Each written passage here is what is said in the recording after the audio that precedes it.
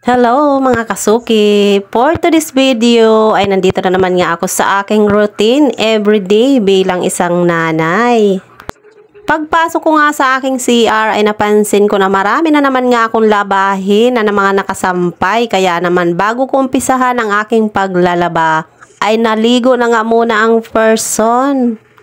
At ayan, pagkatapos ko ngang maligo ay pardalinis naman ako ng aking CR dahil ilang araw na nga itong hindi nalinisan mula pa nga nung umakyat ako ng Antipolo at pagbalik ko ay ngayon nga lang ito nalinisan. Dahil nga dito ako naglalaba sa loob ng aking CR kaya kailangan syempre malinis muna. Masarap naman kumilos sa loob ng CR kapag malinis, diba? Hindi nga lang paglalaba at panliligo ang ginagawa ko dito sa aking loob ng CR. Dito nga rin ako nagbo-voice over. Sabi nga ng asawa ko, aba, kaya mo bang tiisin dyan, Charis? Ang sabi ko nga, aba, ay natiis ko nga ng mahabang panahon na magkasama tayo. Dito pa kaya sa loob ng CR, Charis? Aba, ay for the hugot na naman ang person. At baka kung saan pa nga mapunta ang usapan, abay fast forward na nga tayo. Eto na nga yung ulam namin for today. Ayan, nag-iihaw ako ng talong.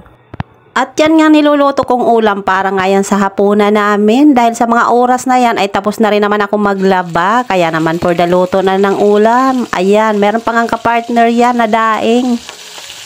At dahil napakabilis lang naman talaga lutuin kaya naman eto na nga yung finished product. Ayan, parang nagutom naman ako bigla.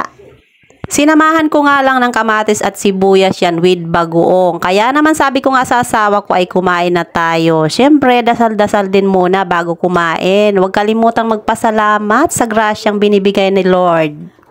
At sa oras nga ng kainan ay palaging kaming dalawa lang ng asawa kong ang magkasabay dahil yung mga anak ko ay puro na sa trabaho pa. At yung aking bunso naman na madalas namin kasama sa bahay, abay nasa galaan pa, hindi mahagilap.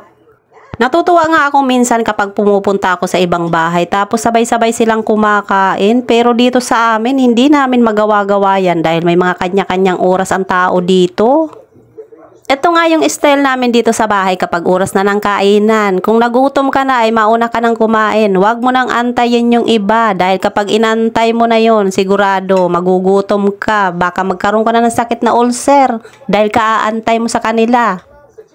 Naalala ko nga nung maliliit pa yung mga anak ko ay sabay-sabay kami kumain. Pero nung naglakihan na sila, abay may mga kanya-kanya ng oras.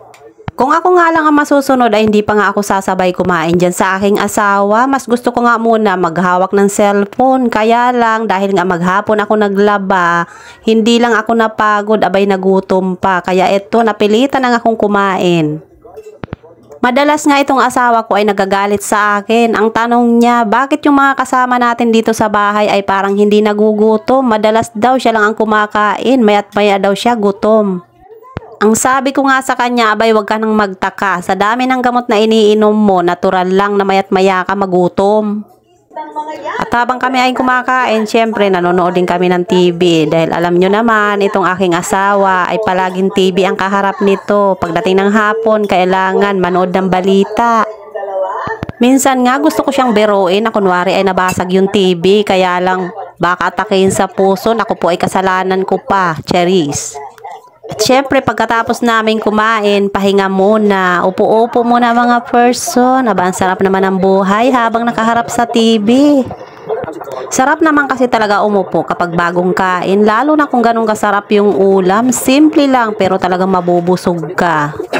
At pagkatapos ko nga magpahinga dyan ng ilang minuto, ay eto na naman ako sa aking lababo. Ayan, ang dami na naman hugasin. Pero yung aking bunso, hindi pa rin dumadating. Hanggang sa muli. Thank you for watching. Bye!